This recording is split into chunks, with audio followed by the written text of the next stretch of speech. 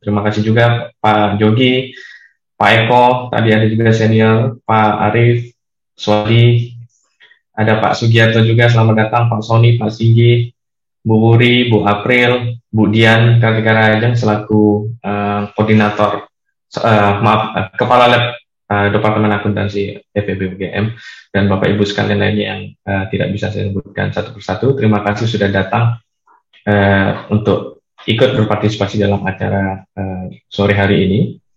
Nah, di sini saya akan bertugas sebagai moderator untuk membantu jalannya presentasi ini. Sebelum presentasi ini dimulai, saya sedikit memperkenalkan pembicara kita. Tadi sudah sempat banyak dikenalkan juga oleh Pak Jogi.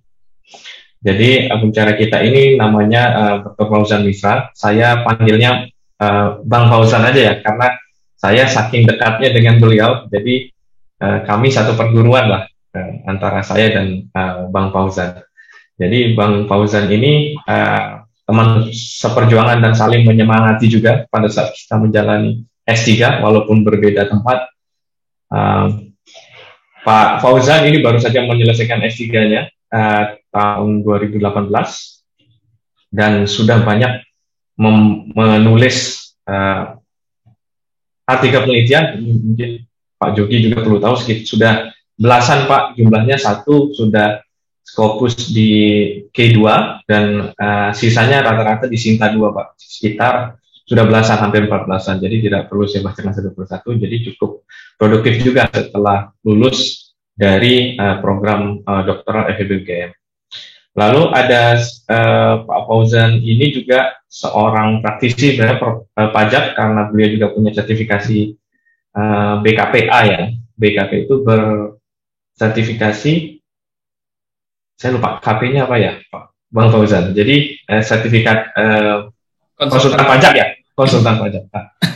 Dan beliau juga baru saja terpilih sebagai ketua jurusan akuntansi di Fakultas Ekonomi Andalas, menggantikan Pak Rahmat Febrianto yang juga alumni S2 dan S3 kita FEB UGM. Jadi di UNAD banyak sekali alumni FEB ya Pak Bang Fauzan. Dan sekilas begitu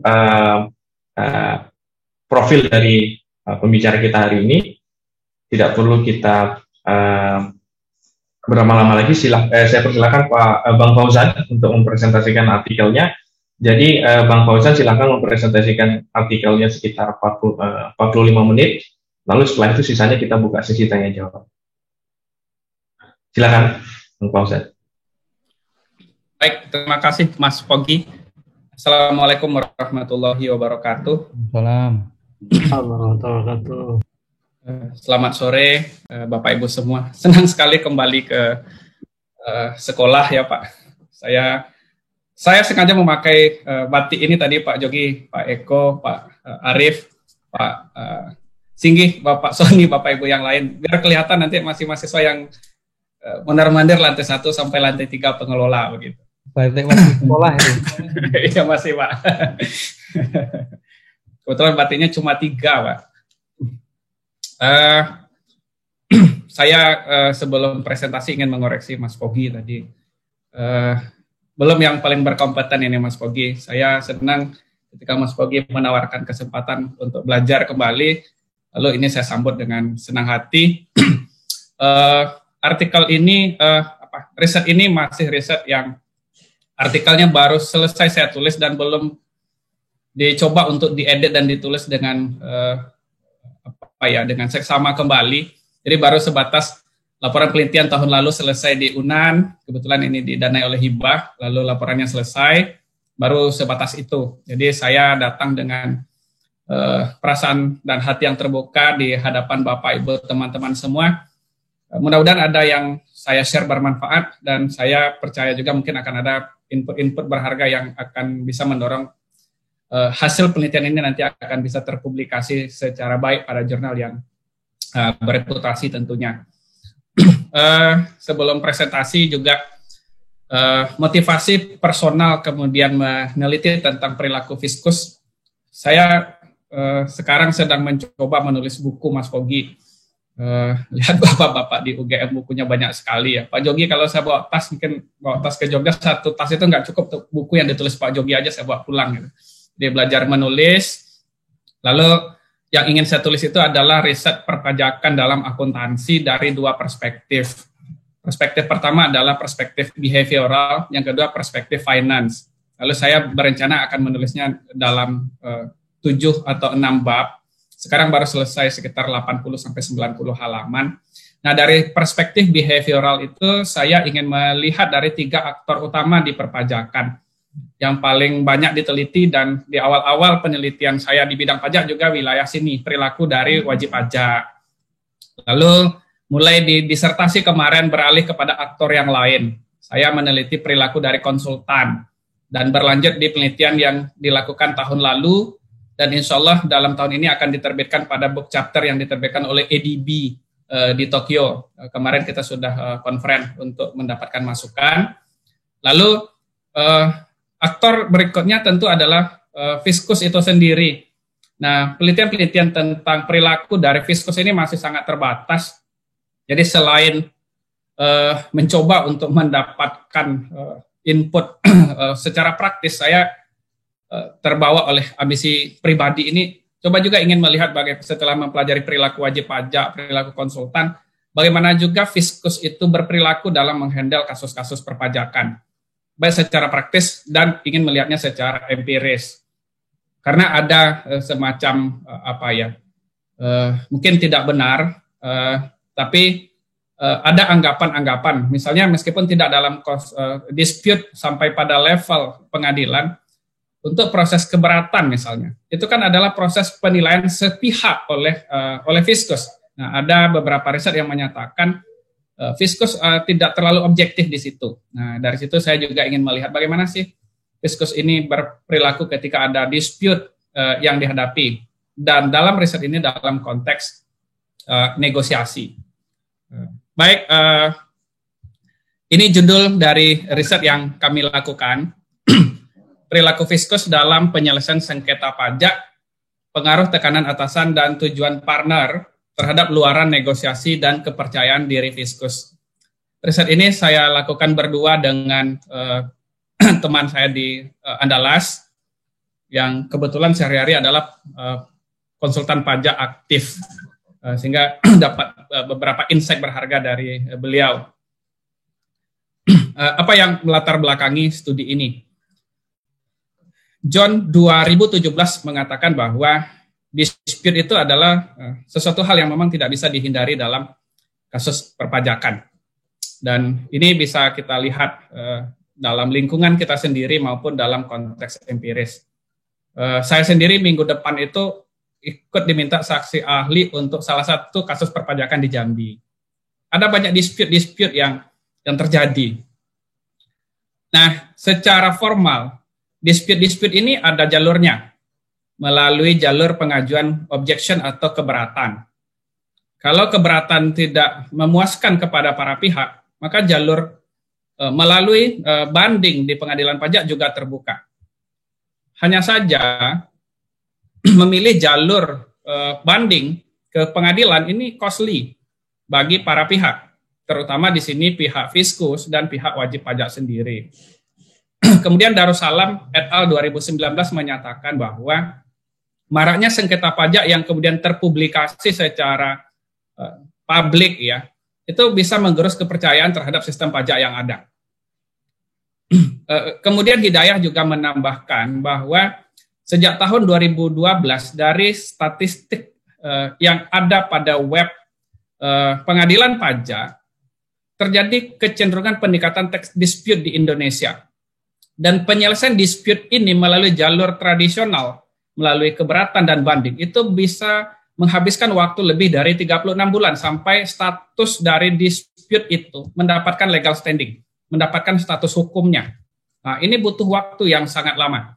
Secara teknis kita bisa memahami ini, banyaknya kasus lalu terbatasnya hakim pada pengadilan pajak sebagai pelaksana kasus ini bisa satu hal lain yang terjadi. Oleh karena itu apa yang harus dilakukan? Perlu upaya penyelesaian terhadap dispute ini dengan segera. Kemudian dalam konteks internasional, di beberapa negara seperti ETO-nya Australia, kemudian di Inggris, saya lupa nama dirjen pajaknya, apa gitu ya. Nah, itu sudah berkembang sebuah platform atau program yang mereka sebut sebagai ADR, Alternative Dispute Resolution. Alternative Dispute Resolution ini adalah wahana untuk penyelesaian kasus-kasus pajak, dispute pajak melalui 3 mekanisme. Yang salah satunya adalah negosiasi. 2 lainnya adalah mediasi, lalu arbitrase. Artinya apa? Negosiasi adalah sebuah keniscayaan yang mungkin ada dan harus diatur sedemikian rupa dalam upaya memangkas panjangnya jalur penyelesaian kasus pajak. McDonagh misalnya 1993 menyatakan defisiensi pada keuangan di Amerika tahun 93 saja itu cost-nya bisa mencapai 34 miliar dolar hanya untuk mengurusi kasus-kasus yang harus selesai dan bermuara ke pengadilan. Nah, oleh karena itu, sistem litigasi yang mahal secara tradisional seperti juga dikemukakan oleh Love dan Manicero, kemudian kasus ini juga bisa menyita perhatian publik, maka pencarian resolusi cepat, salah satu melalui negosiasi, dianggap sebagai salah satu alternatif terbaik bagi para pihak, terutama fiskus sebagai wakil negara, aparatur pajak, dan di dalam konteks reses ini adalah konsultan sebagai representasi dari wajib pajak. Nah, lalu secara spesifik apa yang ingin dilakukan oleh riset ini? Meskipun terdapat beberapa literatur tentang negosiasi antara wajib pajak dan otoritas, masih terbatas literatur yang memberikan penjelasan tentang bagaimana proses dan luaran negosiasi yang terjadi, serta bagaimana kepercayaan diri dari para pihak. Dalam studi ini, kepercayaan diri dari fiskus, para staf yang terlibat dalam negosiasi terhadap luaran negosiasi yang dihasilkan. Nah, oleh karena itu, riset ini kemudian dilakukan. Kemudian secara spesifik, tadi sudah saya singgung juga, sependek yang saya ketahui atau sependek literatur yang sempat saya pelajari, masih sangat terbatas literatur-literatur yang meneliti tentang perilaku fiskus dalam berbagai konteks, terutama dalam konteks negosiasi ini. Nah, lalu dalam literatur yang lebih luas, Spaho misalnya, kemudian Chan dan Lanmo 2000 menyatakan bahwa ada sebenarnya banyak bentuk negosiasi yang dapat terjadi antara taxpayers dengan otoritas pajak. Lalu yang menjadi concern di studi ini adalah apa yang diteliti oleh Nichols dan Price 2004. Seperti dalam konteks negosiasi antara auditor dengan kliennya, studi saya ini juga berfokus kepada apakah ada kemauan atau faktor apa yang mendorong kemauan dari fiskus untuk me-waive, untuk mau mengurangi tekanan lah terhadap posisi yang diusulkan oleh wajib pajak melalui konsultannya. Nah, negosiasi ini adalah wilayah yang seksis sekaligus sensitif. Kemarin dalam diskusi yang di ADB itu, saya sempat juga ditanya, negosiasi seperti apa yang akan dibentuk? Karena saya tidak tahu persis, tapi negosiasi yang tidak jelas kerangkanya itu pasti akan mengundang masalah lain juga nanti bagi aparatur pajak yang mungkin memunculkan penyuapan misalnya, atau sanksi pelanggaran akibat kode etik, bahkan hilangnya pekerjaan dari staf. Maka ini kemudian menjadi wilayah yang menjadi perhatian untuk dapat diteliti lebih lanjut. Nah, dari penjelasan tadi, masalah dan tujuan penelitian ini adalah dalam penyelesaian penugasan untuk isu yang dispute, kita melihat bahwa fiskus pemeriksa staf, dalam konteks ini kita partisipan nanti adalah staf, akan berhadapan dengan tekanan dari atasan dan akan berhadapan dengan beragam tipe atau karakter dari wajib pajak atau konsultan. Nah, lalu bagaimana mereka kemudian melakukan negosiasi dan bagaimana hasil dari negosiasi yang dihasilkan. Lalu yang terpenting adalah seberapa besar kepercayaan diri dari Fiskus terhadap kesepakatan yang dicapai. Nah, oleh karena itu, penelitian ini bertujuan untuk menguji pengaruh dari tekanan atasan dan tujuan partner negosiasi dalam menyelesaikan perselisihan isu-isu pajak dengan wajib pajak / konsultan terhadap proses dan luaran negosiasi dan kepercayaan diri para pihak terhadap luaran negosiasi. Luaran yang menjadi fokus dalam penelitian ini adalah willingness dari Fiskus untuk me-waive posisi awalnya ketika menerima usulan posisi negosiasi dari partner negosiasinya. Dalam hal ini adalah konsultan. Literatur yang menjadi acuan di studi ini, yang pertama adalah literatur tentang negosiasi yang dikemukakan oleh Bazerman. Kemudian beberapa hal yang spesifik di pajak, beberapa yang kami kutip adalah Asmi dan Hong 2014 misalnya menyatakan bahwa negosiasi dapat menekan keagresifan wajib pajak dan membantu menciptakan konsesi yang saling menguntungkan bagi kedua belah pihak. Lebih lanjut, mereka mengatakan bahwa luaran yang disepakati akan dapat menghindari pihak dari risiko litigasi lebih lanjut. Kemudian studi ini ingin melihat bagaimana efek dari social pressure. Social pressure yang kami angkat dalam studi ini adalah social pressure dari supervisor. Brown dan Johnson 2009 menyatakan bahwa negosiasi itu tidak hanya dipengaruhi oleh faktor ekonomi, tapi juga oleh faktor-faktor psikologi sosial seperti tekanan sosial. Nah, kemudian berkaitan dengan tekanan, kami menggunakan pendekatan accountability predicament yang dikemukakan oleh Hatfield tahun 2000, yang menyatakan bahwa tekanan dari atasan dapat berupa penyelesaian masalah dalam kondisi opini atasan dan bawahan tidak sama mengenai isu yang sedang diperdebatkan atau dipermasalahkan. Nah, ini yang kemudian kami treatment sebagai manipulasi terhadap tekanan. Kemudian riset kami sendiri dengan Pak Eko, dengan Pak Slamet dan Pak Ertambang 2019, yang tadi disinggung-singgung dari disertasi, menemukan bahwa tekanan akuntabilitas dari atasan itu berpengaruh signifikan terhadap kualitas keputusan yang diambil oleh staf. Jadi meskipun itu adalah dalam konteks staf konsultan, kami percaya bahwa staf dalam konteks negosiasi sebagai Fiskus juga akan menghadapi kondisi yang sama. Lalu dari penjelasan ini kemudian kami menghipotesiskan bahwa kemauan staf pajak untuk meringankan beban pajak lawan negosiasinya akan lebih tinggi ketika aparatur pajak mendapati opini atasannya mengenai posisi partner sama dengan opininya ketika mendapat opini atasan yang berbeda.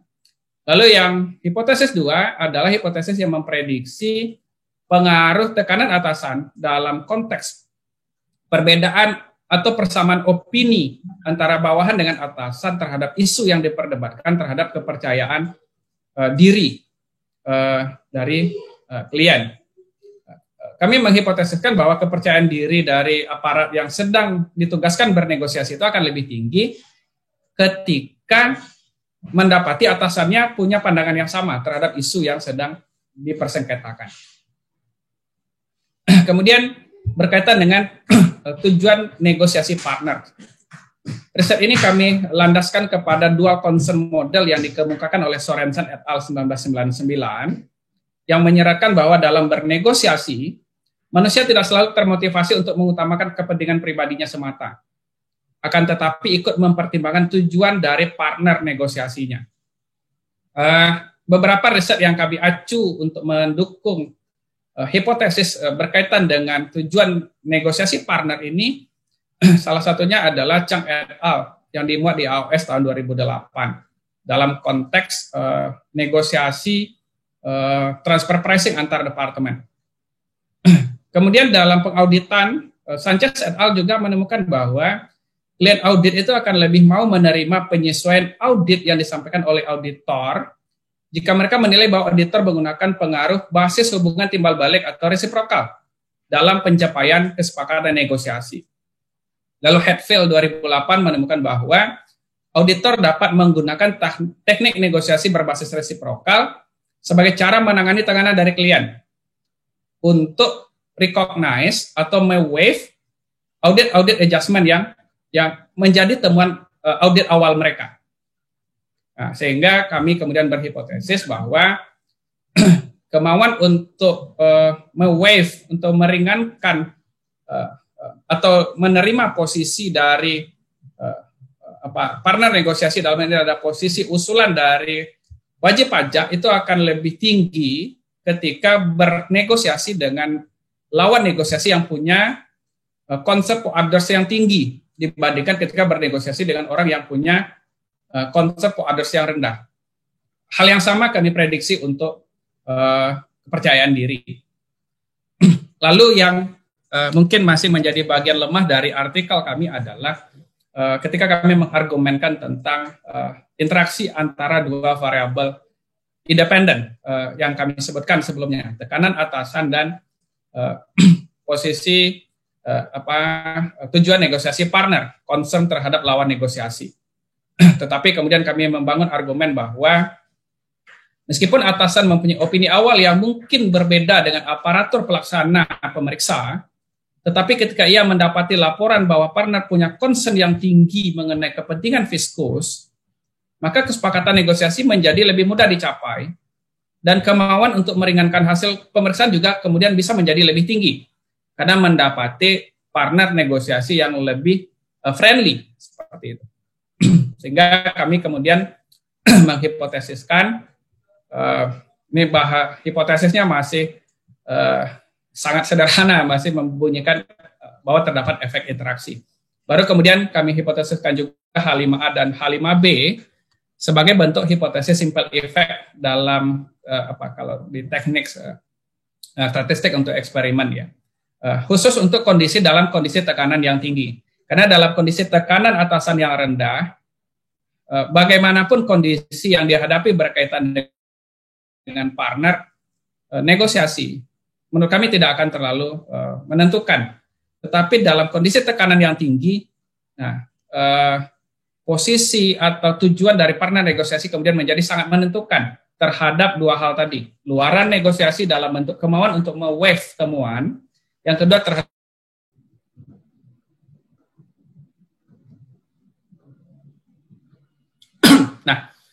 tugas eksperimental dari studi ini kami modifikasi dari studi kami sebelumnya tahun 2019, tadi dalam bincang-bincang informal sempat disinggung. Ini adalah studi dispute juga, tapi yang kami teliti adalah perilaku dari konsultannya ketika mewakili wajib pajak ketika bernegosiasi dengan fiskus.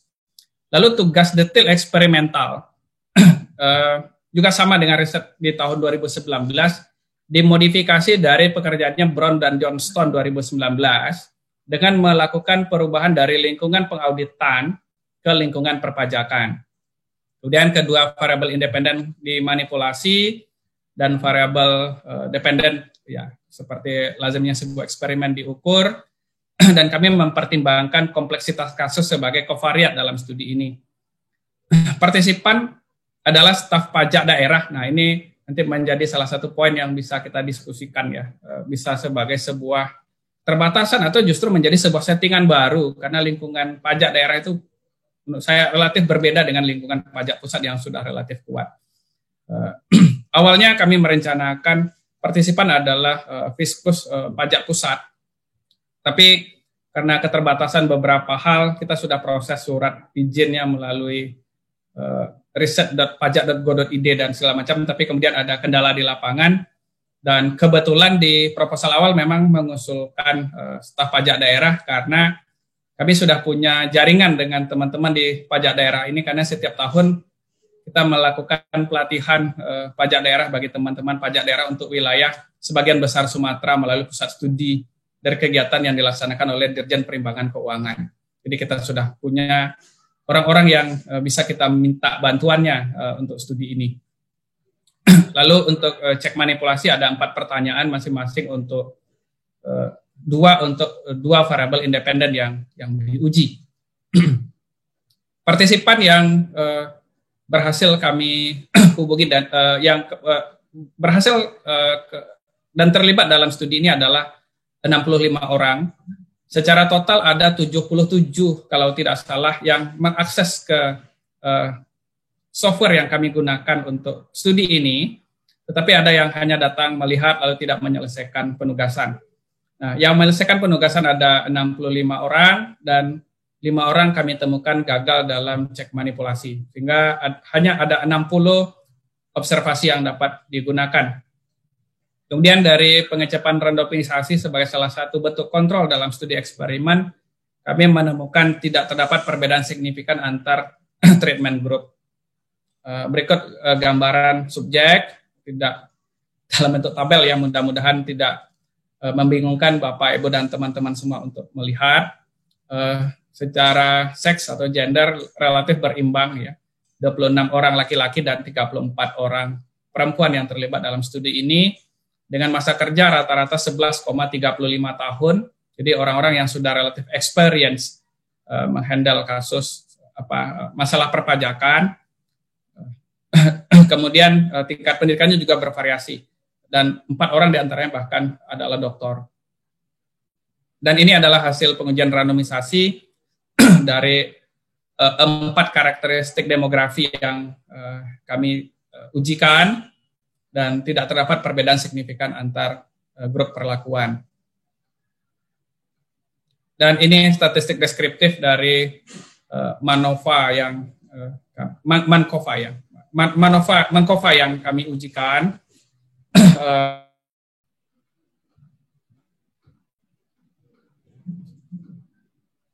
Nah, ini deskriptif statistiknya. Dari sini kelihatan bahwa peran dari tekanan atasan itu berpengaruh secara berbeda ya, memberikan efek yang berbeda terhadap perilaku negosiasi bawahan dalam hal kemauan untuk mau menerima usulan posisi yang ditawarkan oleh konsultan pajak sebagai representasi dari wajib pajak. Begitu juga tujuan negosiasi partner yang kami ukur dengan konsep others tinggi dan rendah, kelihatan di sini berbeda ya. Nah, kemudian tentu pertanyaan kita adalah apakah secara teknis apakah perbedaan tersebut signifikan. Nah, dari ini untuk kepercayaan diri juga kelihatan 79,28 dan 72,34 untuk variabel CFO, tujuan negosiasi partner maksudnya. Kemudian 71 dan 80 untuk tekanan atasan. Nah, statistically, variabel tekanan atasan hanya signifikan untuk dalam memengaruhi kepercayaan diri dari staf pemeriksa terkait dengan hasil negosiasi yang mereka ciptakan, tetapi tidak berpengaruh signifikan terhadap luaran negosiasi yang dihasilkan.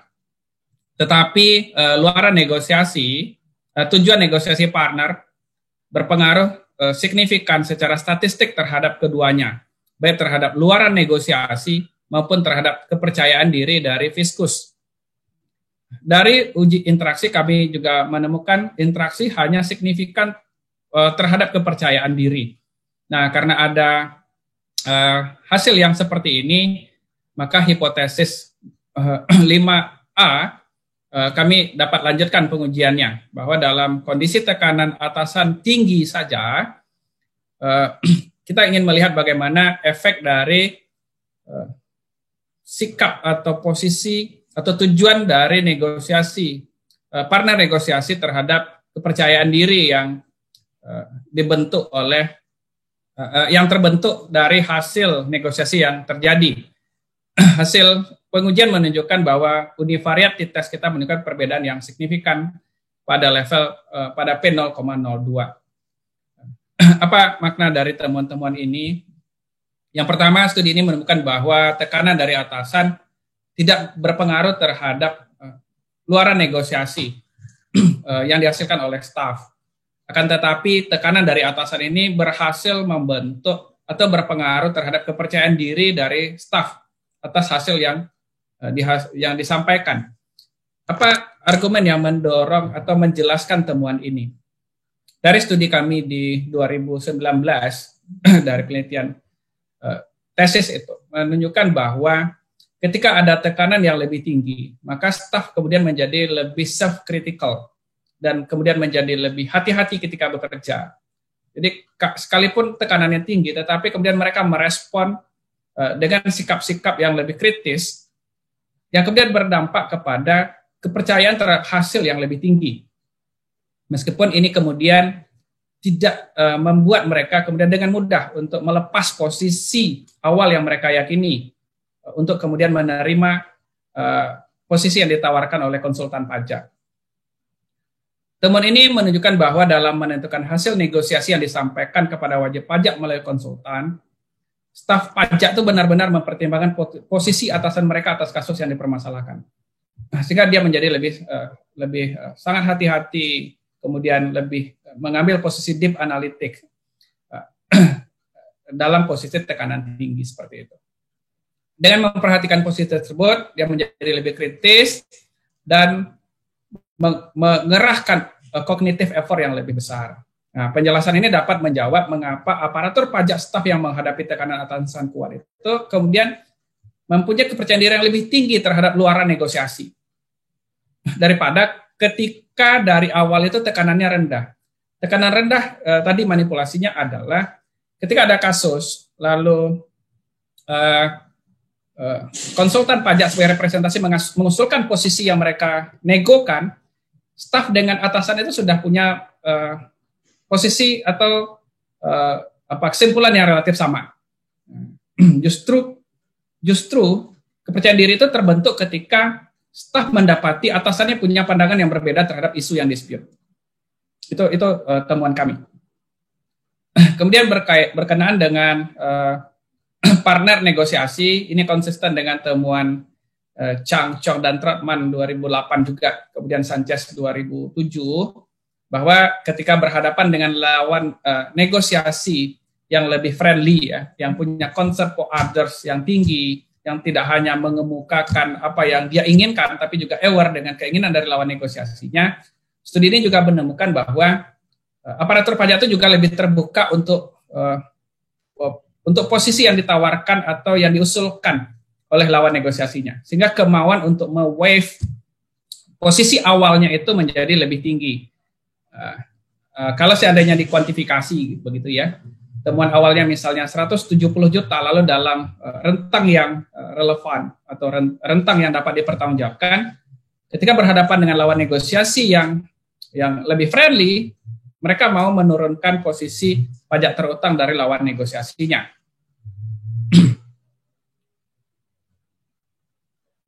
Nah, sebagai hasil, Fiskus memiliki kemauan lebih tinggi untuk me-waive, bahkan menerima posisi negosiasi yang diusulkan oleh partner negosiasinya. Nah, kondisi yang kondusif ini berikutnya juga mempengaruhi kepercayaan diri Fiskus bahwa luaran negosiasi yang dia capai sudah relatif baik dan tidak mengandung risiko yang relatif besar. Nah, meskipun ini nanti bisa kita diskusikan juga. Temuan ini mengkonfirmasi studinya Maxwell et al. 2003 yang menemukan bahwa prinsip resiprokal seseorang individu itu dalam bertindak kemudian akan biasanya mendapatkan balasan dari mitra atau lawan negosiasinya. Hal ini mengimplikasikan bahwa otoritas pajak yang peduli juga selain dengan kepentingan diri dan negara, juga peduli dengan kepentingan dan kondisi wajib pajak, biasanya akan lebih terbuka untuk mempertimbangkan waktu, biaya, serta kepentingan lain dari wajib pajak dalam menangani kasus perpajakan yang sedang dipersengketakan. Secara umum, temuan ini menyeratkan pentingnya paham bagaimana sikap dari lawan negosiasi kita dalam menyikapi masing-masing pihak yang punya kepentingan. Kemudian bagaimana supervisor memandang kasus yang sedang disengketakan. Lalu staf bekerja atas penilaian terhadap dua faktor ini. Riset ini punya beberapa keterbatasan menurut kami. Yang pertama tadi sudah kami singgung, untuk kasus yang digunakan, awalnya kami menggunakan kasus PPh Badan yang sangat banyak ruang interpretasinya. Untuk deductible dan deductible saja itu sangat banyak ruang negosiasinya. Tetapi karena kami kemudian mendapatkan beberapa hambatan untuk mendapatkan akses kepada pemeriksa pajak pusat, kasus yang kami gunakan kemudian beralih kepada kasus pajak daerah, yang kasusnya kami develop, kami bangun dengan FGD, kemudian melibatkan juga aparatur pajak di daerah. Hal lain yang menjadi keterbatasan barangkali dari riset ini adalah tidak seperti riset negosiasi yang menggunakan partisipan diet ya. Dua-duanya adalah man to man yang saling bernegosiasi meskipun melalui media komputer misalnya. Tetapi negosiasi ini seperti studinya Brown dan Johnston 2009, lawan negosiasi itu adalah simulated computers. Jadi komputer yang kita set sedemikian rupa, lalu partisipan bernegosiasi dengan komputer. Kemudian juga karena kasusnya juga kami alihkan kepada kasus pajak daerah, berubah juga settingan. Kalau di awal di pajak pusat itu posisi relevan atau rank yang masih dapat dipertanggungjawabkan itu kami setting. Sehingga ada wilayah-wilayah, kalau ditawarkan segini maka ini adalah wilayah tolak. Artinya negosiasi belum terjadi. Sampai berapa kali negosiasi terjadi sampai keduanya deal, itu awalnya kita setting. Ketika kita berharap partisipannya adalah fiskus pajak pusat. Tapi kemudian ketika ini kita rubah ke pajak daerah, desain eksperimennya tidak sebagus itu, menjadi lebih sederhana. Itu menurut saya beberapa limitasi dari studi ini yang mungkin bisa menjadi bahan diskusi bagi kita untuk kita semua maupun untuk memperbaiki tulisan ini. Demikian presentasi dari kami. Terima kasih. Mudah-mudahan akan ada diskusi yang menyegarkan sore ini. Terima kasih. Saya kembalikan ke Mas Pogi. Terima kasih Bang Fauzan. Monggo Bapak Ibu sekalian, saya langsung saja persilakan kalau ada pertanyaan, komentar, saran, saya persilakan. Bisa langsung menghidupkan mic-nya atau melalui forum chat. Dari Ahmad Maulin Naufa. Jadi di kesimpulan sepertinya ada yang mengganjal Pak Fauzan, sepertinya kurang clear. Begitu kira-kira. Komentar ini, lebih komentar. Silakan mungkin Bang Fauzan mau langsung. Saya tanggapi langsung, saya sudah bisa baca atau bagaimana? Silakan, bisa ditanggapi langsung. Ya, makasih. Selamat sore Mas Ahmad Maulid, ini guru saya nih. Publikasinya luar biasa banyak ini. Beliau ini saya mengikuti melalui grup Imadep Gama, saya juga berteman di Instagram dengan beliau. Publikasinya luar biasa. Benar Mas, riset ini tadi sudah saya sampaikan, saya belum mempersiapkan untuk mempublikasikan secara lebih intens sebagaimana seharusnya sebuah artikel disampaikan. Tadi ke Mas Pogi saya juga sudah sampaikan, Mas Pogi saya baru sebatas menyampaikan PowerPoint dan abstrak ya, karena ini baru pekerjaan yang belum terpublish dan penulisannya baru sekedar kalau boleh jujur itu pemenuhan laporan kepada universitas, lalu memang belum ini Mas. Tapi meskipun demikian, kesimpulan yang beberapa hal yang dapat disimpulkan adalah kalau dari temuan tadi pengaruh dari tekanan atasan ya terhadap dua hal yang menjadi variabel dependen dari studi ini. Yang pertama, tekanan atasan itu sangat berpengaruh terhadap kepercayaan diri dari staf pajak yang terlibat dalam pemeriksaan. dalam negosiasi. Kenapa itu bisa terbentuk? Dari studi sebelumnya, kemudian dari argumen yang kami coba tuliskan, dari studi saya misalnya tahun 2019 itu, kemudian yang diargumenkan dari Hatfield 2010, bahwa staf atau bawahan yang mendapatkan tekanan lebih tinggi itu, ketika dia merespon dengan baik, maka dia kemudian tidak merasa dia justru merasa bahwa dia butuh tantangan untuk menunjukkan effort yang lebih, kemudian berpikir secara lebih mendalam karena mendapati lah atasan saya kok berbeda pandangannya dengan saya. Sementara kasus ini adalah kasus yang harus saya selesaikan. Kemudian dia belajar mempelajarinya dengan lebih dalam. Lalu ketika dia mendapati apapun luaran yang dihasilkan, studi ini kemudian memang menemukan bahwa mereka menjadi lebih percaya diri terhadap output yang terhadap output dari negosiasi yang mereka sampaikan.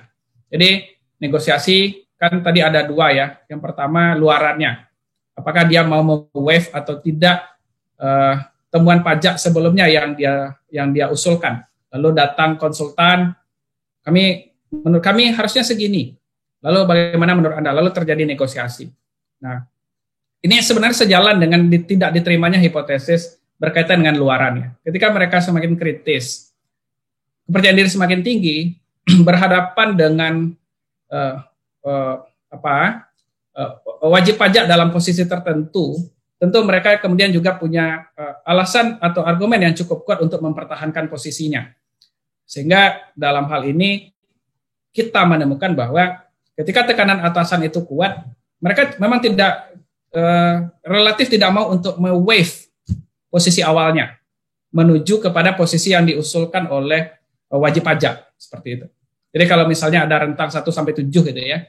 1 itu posisi nolnya WP, 7 itu adalah temuannya Fiskus. Lalu mereka bernego.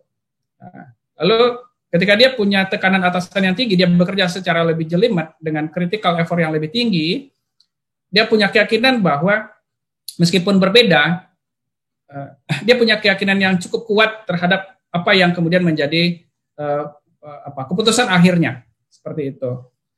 Kemudian simpulan yang kedua itu sudah cukup umum menurut saya, Mas Maulin, bahwa seperti Chang-Chong entrapment itu ya, ketika berhadapan dengan lawan negosiasi yang menunjukkan sikap yang lebih friendly, resiprokal ya, concern terhadap kepentingan masing-masing yang lebih tinggi, temuan kami mengkonfirmasi bahwa kemauan untuk me-waive temuan itu memang lebih tinggi ketika berhadapan dengan lawan negosiasi yang menunjukkan sikap seperti itu. Untuk implikasi memang belum cukup clear, Mas. Tapi itu yang kami coba sampaikan poin-poinnya. Saya berterima kasih atas saran poin-poin yang disampaikan tadi ya. Bagaimana memperkuat simpulan kemudian implikasi dari studi ini sendiri. Saya kira demikian, Mas Pogi. Mudah-mudahan tidak membingungkan apa yang saya sampaikan ya. Terima kasih, Bang Fauzan. Nah, ada lagi? Kalau silakan teman-teman yang sedang penelitian pajak atau praktisi pajak.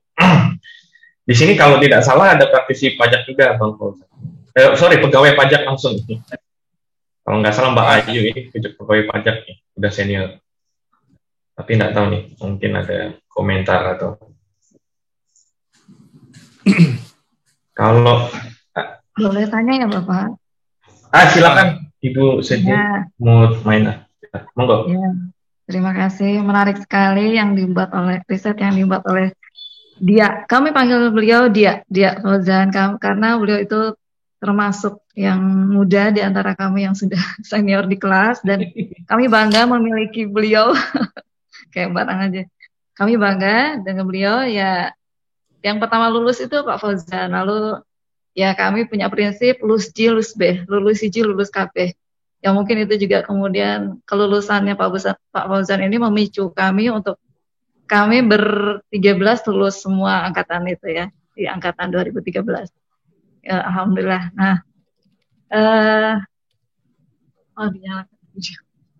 yang saya tanyakan adalah terkait variabel yang menarik yang dikembangkan oleh Pak Fauzan tentang kepercayaan diri ya. Tadi kan ada yang menarik bahwa tekanan atasan itu simpulan akhirnya kan memengaruhi kepercayaan diri. Ya, saya ingin bertanya bagaimana kepercayaan diri dari subjek ini diukur oleh Pak Fauzan, karena sependek pemahaman saya, kepercayaan diri itu kan given, bawaan yang ada sebelum partisipan sudah ada. Artinya susah lah kalau menurut saya ya, di treatment dalam kondisi sebentar. Apakah kemudian dilakukan pengukuran terlebih dahulu, kemudian pengelompokan mana yang diukur terlebih dahulu terkait kepercayaan diri para subjek ini, seperti itu.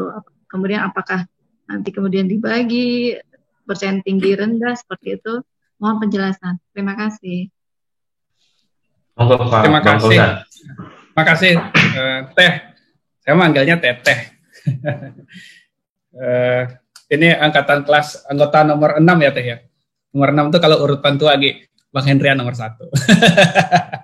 Jangan buka rahasia, Cak Mano nih. Karena Fogi ini temannya Bang Hendrian. I see. Ya. Kan sama Pak Eko juga nggak ada rahasia, Teh. Pak Eko juga pembimbingnya Bang Hendrian seperti kita-kita. Ini rahasia 50 orang ini jadi tahu semua. Makanya pakai nomor urut tadi kan, nomor urut gitu. Terima kasih atas pertanyaannya.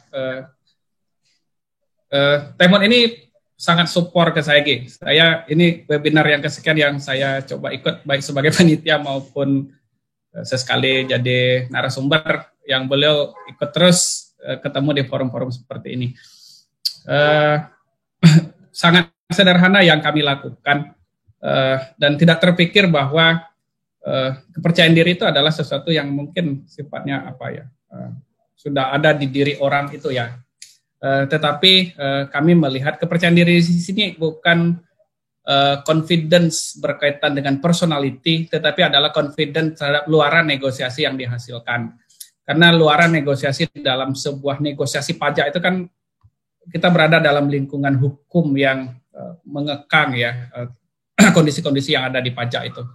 Saya sendiri pun kalau ditanya gimana sih bentuk negosiasi dalam pajak itu yang ideal yang mungkin bisa diatur secara legal gitu. Yang dalam artikelnya saya tulis dalam kurung itu kan legal negotiation. Yang legal itu seperti apa sih sebenarnya saya juga belum punya bayangan.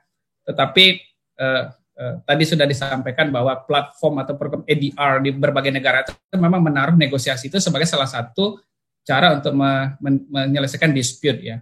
Nah, memang tidak ada berpikir mengontrol faktor bahwa confident itu adalah masalah personality, tetapi kami mengukur secara sederhana saja bahwa confident ini adalah confident terhadap luaran negosiasi.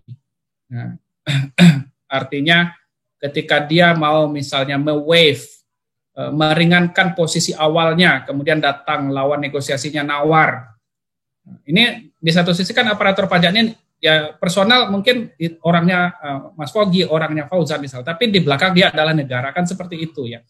Lalu ketika dia bernego dengan seseorang, lalu dia menawarkan, oke, segini gitu. Nah, seberapa percaya dia dengan posisi yang kemudian kita anggap sebagai luaran negosiasi itu. Nah, itu kita ukur secara simpel saja pada rentang 0 sampai 100%. Maka tadi hasilnya itu kan ada yang di 80, sekian, di 79, sekian. Demikian jawaban saya, Teteh Siti Murmainah. Terima kasih banyak. Terima kasih Bang Fauzan. Bu Siti Murmainah kira-kira sudah oke ya dengan jawabannya Bang Fauzan? Ya, terima kasih. Ternyata lebih ke keyakinan atas keluaran, karena atas luarannya, outcome-nya. Keyakinan. Karena kalau istilah yang saya dengar tadi kan kayak kepercayaan diri, saya membayangkan konsep self confidence yang merupakan bagian dari personality. Tapi berarti itu yang seharusnya kan penamaan yang di benak saya itu adalah tekanan atasan itu mempengaruhi keyakinan atas luaran hasil yang akan diperoleh gitu ya, atau output seperti itu. Jadi kan menarik, semakin ditekan justru ya kalau hasilnya seperti itu semakin ditekan akan semakin yakin ya, karena berarti kan sudah menjawab tantangan dari atasan kira-kira. Oke, kalau itu saya terima kasih Pak Fauzan. Terima kasih. Silakan, ada lagi pertanyaan, komentar? Kalau moderator kan posisinya paling belakang gitu. Sebentar, ini ada pertanyaan lagi di chat. Nah, silakan. Oh, panjang sekali. Mohon maaf Pak, fiskus pajak daerah itu maksudnya apakah pajak pembangunan atau fiskus PPN, PPH yang bekerja di daerah? Kemudian bagaimana pandangan Pak Fauzan tentang posisi atasan yang prinsipnya, pokoknya tanda kutip, dengan dalih menyimpan penerimaan pajak sebesar-besarnya, sehingga walaupun fiskus negosiator sudah yakin dengan temuannya, tapi karena menghadapi atasan seperti itu, negosiasinya menjadi tidak berjalan. Apakah hal ini juga didapati Pak Fauzan ketika melakukan penelitian? Baik, terima kasih. Saya juga harus baca secara pelan-pelan ini. Saya jawab dulu paragraf yang atas. Fiskus pajak daerah itu bukan fiskus pajak pusat yang bekerja di daerah, tetapi memang dalam konteks pajak daerah. Kasusnya kemarin itu adalah kasus PBB, yang kasusnya itu mungkin tidak kompleksitasnya rendah ya, tetapi saya mencari kasus-kasus ini dari direktori putusan pengadilan pajak. Jadi saya mendevelop kasusnya dari situ. Jadi kalau dari direktori keputusan pajak itu kan ada posisi yang disengketakan, gitu ya. Kemudian pendapat dari pihak terbanding, pendapat dari pembanding, kemudian putusan dari majelis. Nah, itu yang kemudian saya coba elaborasi. Nah, lalu saya menemukan ada sebuah kasus. Jadi posisi bagaimana saya membangun argumen negosiasi dari dari wajib pajak misalnya. Ya, saya ambil dari apa argumennya untuk kasus yang terjadi. Lalu apa counter dari pihak yang sebelahnya. Jadi itu yang kemudian saya gunakan untuk membangun experimental task pada studi ini. Jadi bukan pegawai pajak pusat yang bekerja di daerah, tapi betul-betul aparatur pajak yang menghandle pajak daerah. Awalnya saya memang menginginkan seperti tadi di Sumatera Barat itu ada 4 KPP. Saya sudah memasukkan awalnya surat melalui riset.pajak.go.id. Jadi ke kantor pajak itu Bapak, Ibu, teman-teman kalau ingin ini sharing pengalaman saja. Kalau ingin mengurus misalnya mendapatkan data atau mendapatkan izin penelitian melalui di DJP, itu sudah ada web di mana kita bisa memasukkan surat secara online di www.riset.pajak.go.id. Silakan sampaikan di situ dan biasanya direspon relatif cepat. Tetapi kalau Bapak Ibu adalah WP yang sudah punya NPWP ya, itu status tax clearance-nya nanti ditanyakan. Kalau ada SPT yang masih terutang di periode sebelumnya, nanti akan ada centangnya. Selama ini yang sudah jalan di UNAN, beberapa mahasiswa S2 kita yang melakukan itu, ya karena masih belum punya NPWP sebagiannya, ya nggak pernah ditanya tentang NPWP. Nah, lalu surat itu datang, lalu kita tetap harus jalan dari KPP ke KPP. Jadi surat dari pusat itu hanya semacam surat pengantar. Untuk mendapatkan kesediaan dari daerah, kita tetap harus mendatangi KPP masing-masing. Nah, saya terkendala di hal itu kemarin, kemudian harus mendatangi beberapa KPP dalam kondisi COVID. Akhirnya ya sudahlah, kita sudah punya nih 80-an peserta pelatihan pajak daerah yang kita training dalam 2 tahun terakhir. Yang nomor HP, emailnya itu kita punya semua. Sudah kita arahkan ke sini, kasusnya kemudian kita ubah. Nah, tetapi memang kasusnya tidak akan seseksi ya. Kalau yang kasus itu adalah kasus pajak pusat, utamanya PPH Badan, yang punya ruang interpretasi deductible non-deductible itu yang sangat luas. Sehingga ketika membangun eksperimental task yang untuk kasus negosiasi itu lebih enak sebenarnya. Daripada kasus PBB yang sebenarnya sudah cukup hampir certain ya. PBB itu gini ngitungnya gitu. Tapi kemarin kita mendapati ada kasus PBB itu yang ada ruang-ruang untuk menegosiasikan di situ, termasuk penggunaan kelas NJOP-nya yang mana. Wilayah saya itu di sini, harusnya saya kelasnya kelas 21, bukan kelas 23. Nah, kita bermain negosiasinya seperti itu kemarin. Nah, kemudian berkaitan dengan temuan, nah itu yang memang coba kami bangun argumennya di latar belakang ya. Tidak hanya atasan ya. Individual pegawai di kantor pajak itu sependek yang kami pahami berteman dengan orang pajak atau sharing pengalaman dengan adik-adik kelas yang bekerja di kantor pajak, memang mereka itu punya beban target tertentu. Tetapi target ini tentu bukan target yang didapatkan dengan membabi buta ya, seperti kata pokoknya tadi itu. Tetapi kemudian dalam skenario yang kami buat itu seperti ini. Ada kasusnya PBB ya, di situ yang diperdebatkan itu adalah tentang kelas NJOP yang dipakai, karena tanah dari si WP itu berada pada 2 lokasi, yang satu pembangunannya sudah cukup advance, yang satu masih daerah pinggir. Lalu bagaimana ini bisa dinegokan. Lalu Fiskus kemudian menyatakan segini seharusnya pajak terutang. Nah, ini yang coba ditawar melalui negosiasi oleh wajib pajak melalui konsultannya. Lalu kami men-treat untuk tekanan atasan tinggi, atasan itu punya pendapat yang berbeda dengan opini yang dimiliki oleh staf yang bekerja mengenai usulan dari lawan negosiasinya. Nah, itu yang kami anggap tekanan tinggi. Nah, tekanan rendah itu adalah ketika ada usulan, Pak, gini loh, konsultannya datang kemarin gini. Lebih kurang kalau di narasi sederhana seperti ya. Gini. Lalu ya sudah, pandanganmu gimana? Gini. Oh, ternyata pandangan atasan dan bawahan terhadap kasus yang dihadapi dan posisi yang diusulkan oleh konsultan pajak itu sama, kami menganggap itu adalah tekanan atasan yang rendah. Dan secara empiris kami menemukan bahwa tekanan ini berpengaruh secara signifikan terhadap kepercayaan diri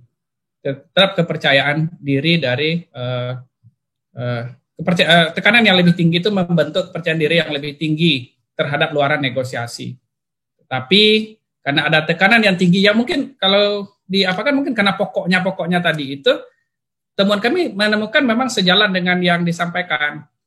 Ketika tekanan tinggi, ada kecenderungan yang rendah untuk mau me-wave posisi awal. Jadi Fiskus lebih cenderung bertahan pada posisi awalnya dibanding menerima atau meringankan posisinya seperti yang diminta oleh Fiskus. Jadi dalam kondisi tekanan itu, kalau boleh disederhanakan di kalimat yang digunakan, memang dia mendekati pokoknya. Posisi awal kita segini, lalu di tekanan tinggi, tidak cenderung untuk mau meringankan. Dia lebih cenderung bertahan di posisi awal sesuai dengan temuan awal, temuan permulaan kalau boleh dikatakan dengan bahasa yang lain. Seperti itu. Mungkin demikian Mas Pogi. Terima kasih Bang Fauzan. Ada lagi komentar, pertanyaan? Belum ada nih lagi Bang Fauzan. Kalau belum ada, saya mungkin sedikit mungkin antara pertanyaan dan komentar. Tadi saya melihat ada secara implisit power relation, jadi antara atasan bawahan dengan wajib pajak. Nah, apakah ada teori khusus yang digunakan untuk menjelaskan power relation ini antara atasan bawahan, lalu bawahan bernegosiasi dengan pihak ketiga? Itu kan fenomenanya seperti itu. Ya. Apakah ada teori khusus yang digunakan untuk mengembangkan hipotesis ini? Itu satu. Kedua, kalau tidak salah tangkap ya, saya di desain eksperimennya justru mungkin saya salah tangkap. Jadi saya belum menangkap power relation itu. Artinya begini, misalnya tadi kan desainnya kalau nggak salah tentang PBB ya. Padahal di nyatanya itu bisa power relation itu jadi semakin kompleks. Si wajib pajak adalah pembesar, tokoh politik, atau yang punya backup besar, atau justru negara. Satu sisi kita si Fiskusnya bisa jadi kan orang yang baru lulus dari STAN. Bisa jadi begitu kan? Saya pernah dengar ada pengalaman Fiskus seperti itu. Nah, bagaimana ini? Apakah power relation ini juga berusaha dibawa masuk nanti ke depannya ke desain eksperimen atau bagaimana ya? Karena saya lihat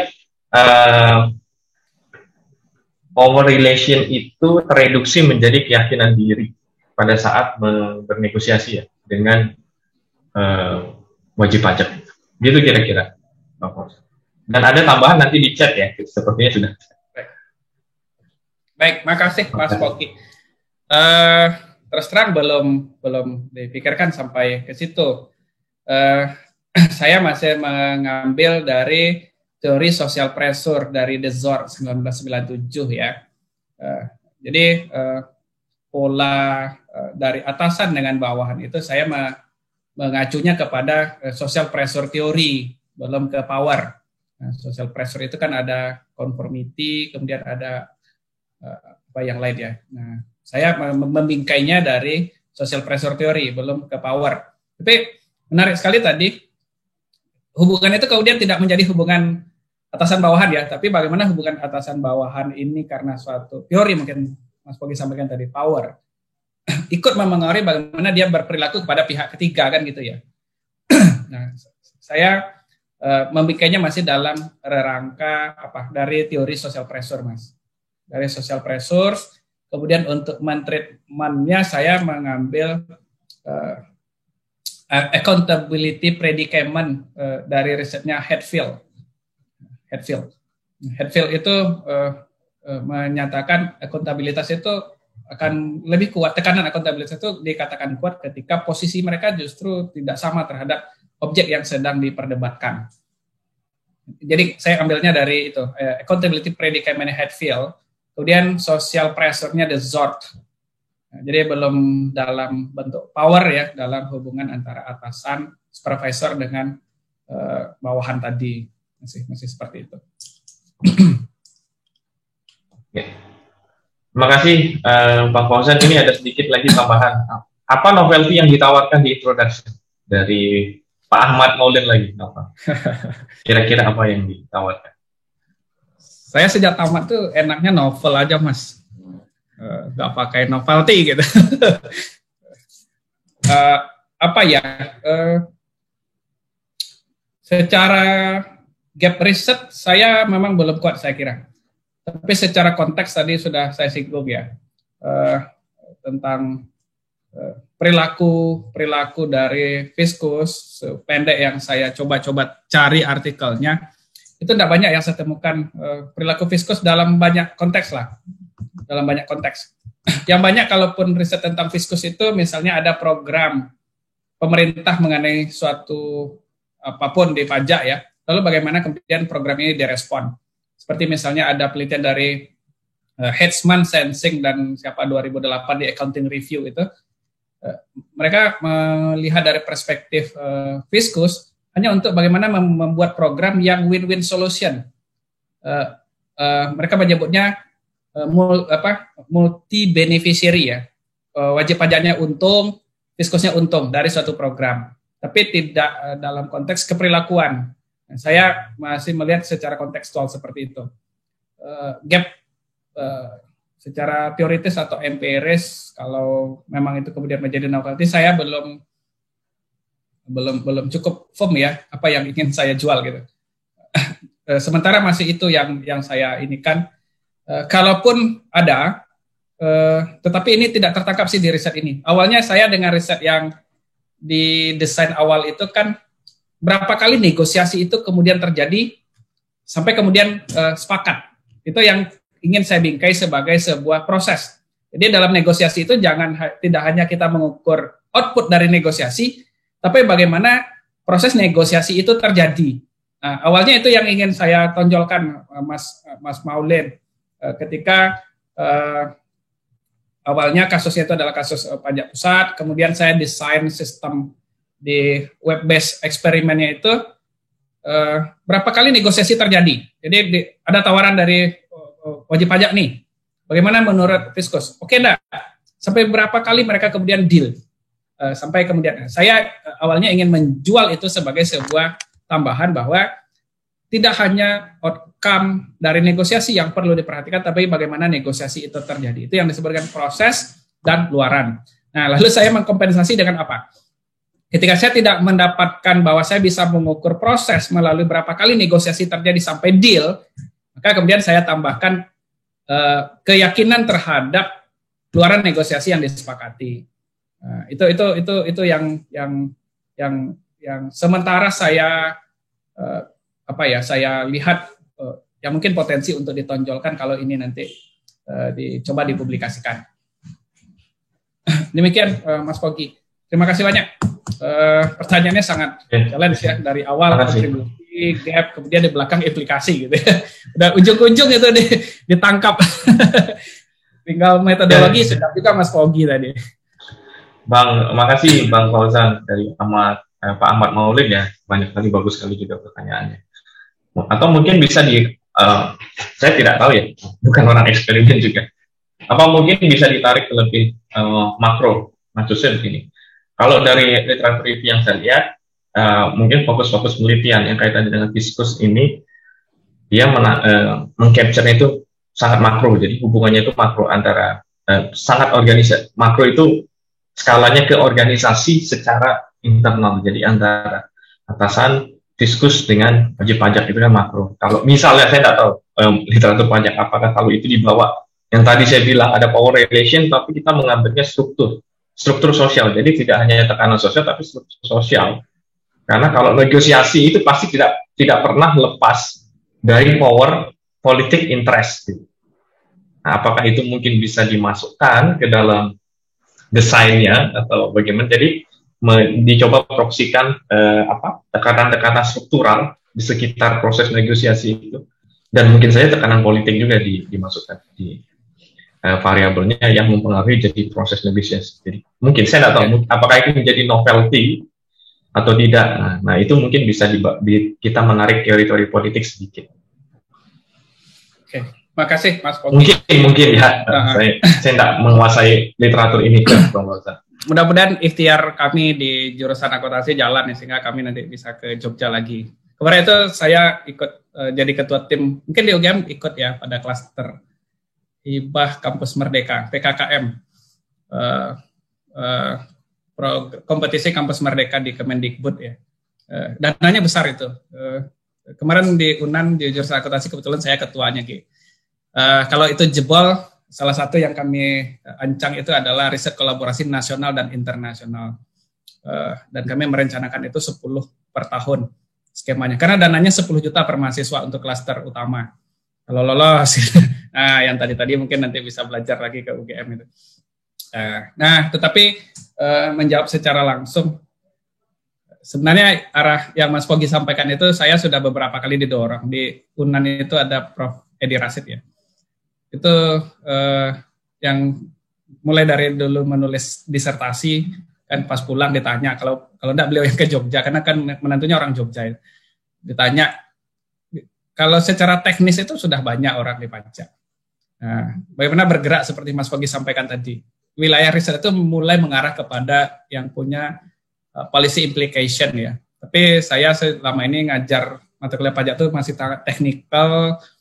Lalu ya riset-risetnya masih sangat teknikal. Seperti ini kan masih teknikal ya. Pekerjaan yang dihandle oleh konsultan. Belum. Tapi kalaupun ditarik, seperti buku yang kemarin dipropos di EDB itu Mas Pogi, negosiasi ini di banyak negara itu memang sudah menjadi sebuah platform yang dinyatakan dalam sebuah program resmi yang tadi disebutkan ADR itu, Alternative Dispute Resolution. Di Australia itu sudah ada desainnya dan itu dilakukan secara online semua.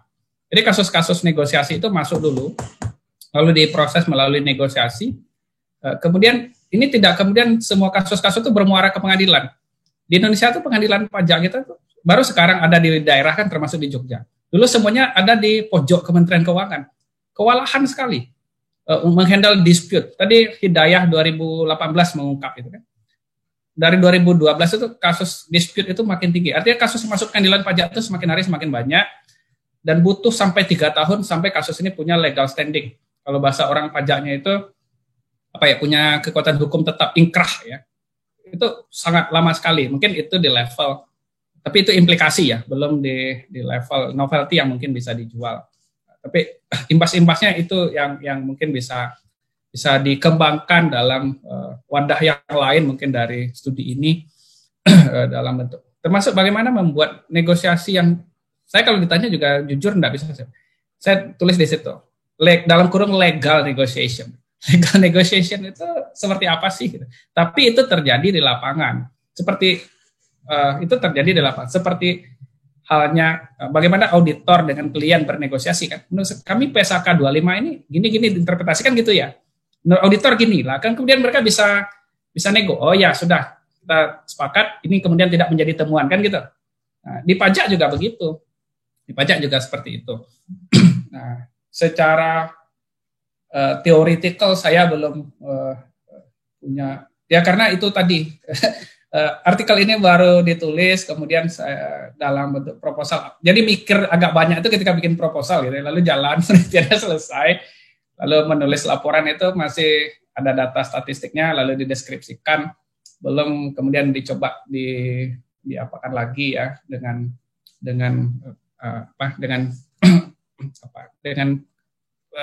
referensi kalau dan pemikiran yang lebih intens, masih seperti itu Mas Kogi. Tapi menarik kalau memang kita ini bergerak dari wilayah mikro ya. Mikro kan praktek pajak itu dilakukan oleh konsultan. Kemudian memang membawa kepada kita punya kemampuan untuk mengubah polisi. Pak Edi itu dulu itu yang coba dia sarankan ke saya untuk disertasi, tapi saya tidak mampu menjawab itu. Coba disertasi, karena saya lihat di Indonesia itu yang praktisi pajak yang kemudian diambil orang di Kementerian Keuangan itu baru ini orangnya misalnya. Nah, saya coba ingin Fauzan kayak gitu. Nah, saya belum mampu sampai level itu, Ki. Masih level yang teknis-teknis kayak gini baru kemampuan. Nah, tapi menarik kalau ini bisa kita tarik ke level yang makro, kemudian memang berharap seperti Pak Eko sampaikan di awal punya implikasi secara praktis ya, termasuk pada pengambil kebijakan. Mungkin itu Mas Kogi. Terima kasih Pak Fauzan. Mungkin ini ada satu lagi ya, pertanyaan di YouTube. Kita juga live YouTube Bang Fauzan. Jadi ini dari Jack. Pertanyaannya begini, untuk teknik simulasi bisa dijelaskan lebih rinci, apakah 65 orang disimulasikan seolah-olah sedang negosiasi? Pertanyaan. Ya, baik, terima kasih. Saya coba jawab pelan-pelan, mudahan bisa ya. Kalau di draft itu kita detailkan di dalam eksperimental prosedur pada desain 2/2, tanpa menilai terhadap teman-teman yang lain. Mungkin tidak semuanya akrab dengan eksperimen. Izinkan saya sedikit menjelaskan apa itu desain 2/2 itu ya. Jadi ada 2 variabel independen dalam studi ini, yakni tekanan atasan yang kami manipulasi menjadi tekanan kuat dan tekanan rendah. Artinya apa? Variabel ini dibagi menjadi 2 level.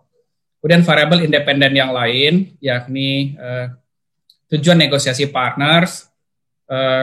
Ini kami ambil dari artikelnya Chang, Chong, dan Trotman 2008, yang diukur dengan concern for others, itu menjadi tinggi dan rendah. Jadi ada 2 variabel independen dengan masing-masing 2 level perlakuan, sehingga kita sebut dengan desain 2/2.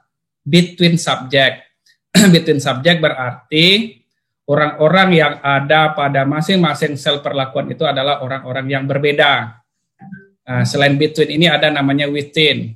Nah, within itu disebut juga, mudah-mudahan tidak salah ya Prof. Jogi ya, Pak Jogi, ada juga nyebut dalam konteks eksperimen itu within itu dengan repeat measures.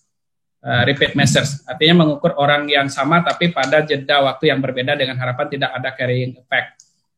Nah, setelah itu mereka ini didesain eksperimen saya ini karena pandemi juga, dan memang dulu pas disertasi mulai belajar desain itu adalah web based eksperimen. Mas ahli eksperimen itu Pak Ertambang, bukan saya Pak Fauzan. Nah, jadi pakai web based. Yang bukunya dulu kami tulis bareng Pak Ertambang, yang Pak Jogi ngasih satu tempat buat kami di chapter 7 tentang web based eksperimen di buku 2 strategi penelitian bisnis. Nah, jadi 65 orang ini mengakses web yang kami buat, lalu mereka ada pada 4 sel yang berbeda. Nah, karena tadi 2/2, jadi ada 4 sel faktorial yang berbeda, lalu mereka, memang kita, kan tantangan di eksperimen itu, apa yang disebut dengan internalisasi ya. Nah, kita membawakan bahwa mereka menghadapi kasus ini, lalu kita dukung dengan supaya membawa kepada Manden reality, seakan-akan ini memang kasus yang ada.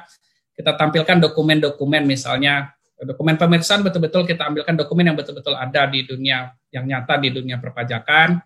Kemudian bahasa-bahasa yang kita gunakan itu mendekati bahasa dalam sebuah dokumen temuan pajak, redaksinya, sehingga kita berharap betul-betul membuat partisipan ini betul-betul sedang bernegosiasi dengan dengan wajib pajak. Lalu wajib pajaknya datang menawarkan, kita di awal kita sampaikan ini menurut kami begini posisinya kasus Anda. Lalu mereka datang dengan membawa argumen bahwa menurut mereka seperti ini. Nah, lalu setelah staf pemeriksa, staf yang menghandle kasus yang dispute ini mendapatkan proposal usulan dari wajib pajak, lalu kita treatment variable independen. Yang pertama, kita paparkan, atasan Anda punya pandangan seperti ini loh terhadap apa yang diusulkan oleh wajib pajak tadi. Nah, itu yang tadi kita manipulasi menjadi tekanan rendah dan tinggi. Kemudian di bagian berikutnya dalam proses eksperimen itu kita memaparkan perlakuan atau manipulasi content for others tadi dengan statement. Misalnya untuk yang statement yang content for others-nya rendah misalnya. Ya sudah, kalau memang kita tidak deal, kita lanjut saja kasus ini selesai. Lalu ya sudah, kami akan menempuh keberatan. Kita lanjut aja proses secara hukum. Nah, itu kan orang yang punya konsep for others yang rendah. Kalau mana setuju ya sudah, kita ambil aja jalan-jalan yang biasa gitu. Tapi bagi yang punya konsep for others yang tinggi, redaksinya saya mudah-mudahan tidak terlalu jauh ya. Redaksinya ya ada bahasa pemahaman di situ bahwa kedua-duanya punya target, kedua-duanya punya kepentingan, lalu bahasa yang dibahasakan di situ adalah bahasa yang menyiratkan bahwa ketika bernegosiasi dia juga aware dengan apa yang diinginkan oleh lawan negosiasinya. Nah, setelah itu dia membaca itu, kemudian si fiskus ini diminta untuk menentukan keputusannya. Apakah dia mau meringankan temuan awalnya setelah mendapati usulan dari wajib pajak, setelah dia tahu posisi dari atasannya, setelah dia diberitahu bagaimana sikap dari, setelah dia mempelajari dan diberitahu sikap dari lawan negosiasinya, lalu dia diminta untuk membuat keputusan. Keputusannya apa? Seberapa mau dia me-waive temuan awalnya tadi. Nah, setelah itu kita menanyakan juga mengukur variabel independen yang kedua. Setelah Anda misalnya menyatakan sikap Anda terhadap posisi negosiasi ini, nyatakan seberapa percaya diri Anda terhadap luaran negosiasi yang Anda hasilkan. Nah, kita punya harapan ketika dia ditanya tentang luaran negosiasi dan dia menempatkan dirinya sebagai seorang aparatur pajak, ada banyak konsekuensi terhadap posisi negosiasi yang dia setujui ini. Nah, karena tadi dia adalah negara di situ. Tentu ada konsekuensi yang dia perlu perhitungkan ketika dia membuat kesepakatan atau deal-deal tertentu dengan wajib pajak. Nah, itu yang kemudian kita tanyakan yang kedua. Nah, setelah itu normal ya, kita melengkapi eksperimen setelah keputusan dibuat. Kita uji kita sampaikan pertanyaan cek manipulasi. Kemudian terakhir debriefing di layar itu bahwa tadi Anda dapat melakukan gini, tujuannya seperti ini gitu. Kalau ngacu ke buku Pak R. Tambang itu untuk mengembalikan partisipan kepada kondisi semula. Jadi kalau di riset ekonomika mungkin tidak terlalu banyak treatment yang memberikan ancaman secara psikologis ya. Nah, tapi kemudian ini tetap penting untuk kita paparkan di dalam sebuah eksperimen. Nah, lebih kurang seperti itu uraiannya.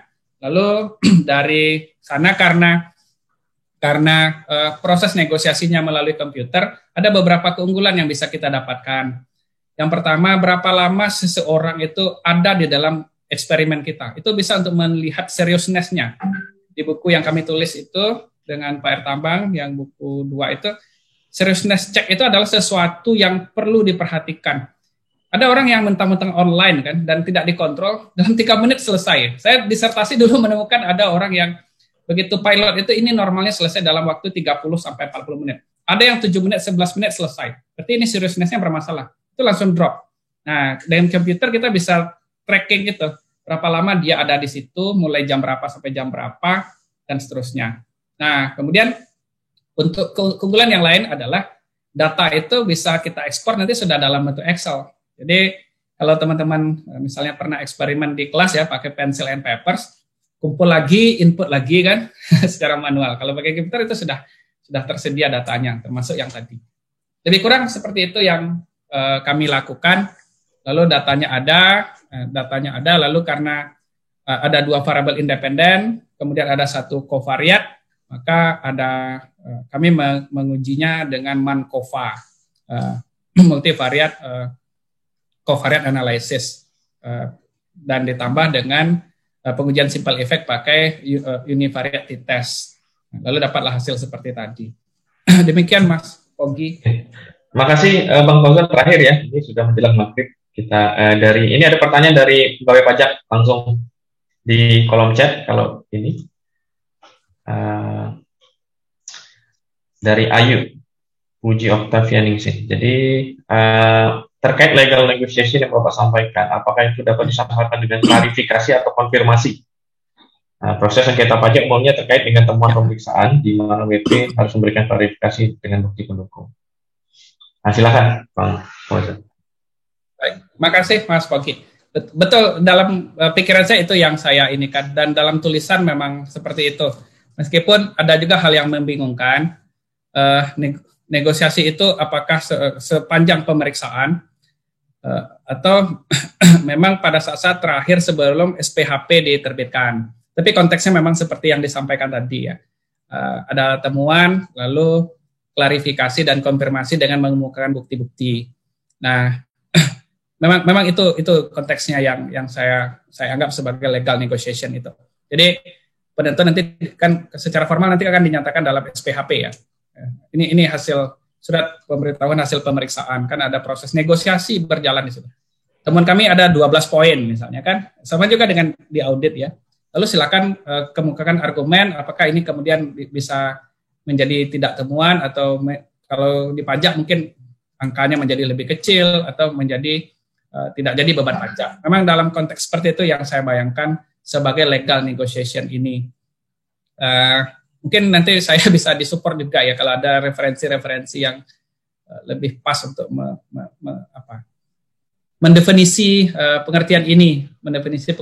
Saya terus terang menggunakan kata legal itu hanya semata-mata untuk memprotek nanti negosiasi-negosiasi yang tidak jelas gitu. Seperti itu. Makasih Mas Pogi.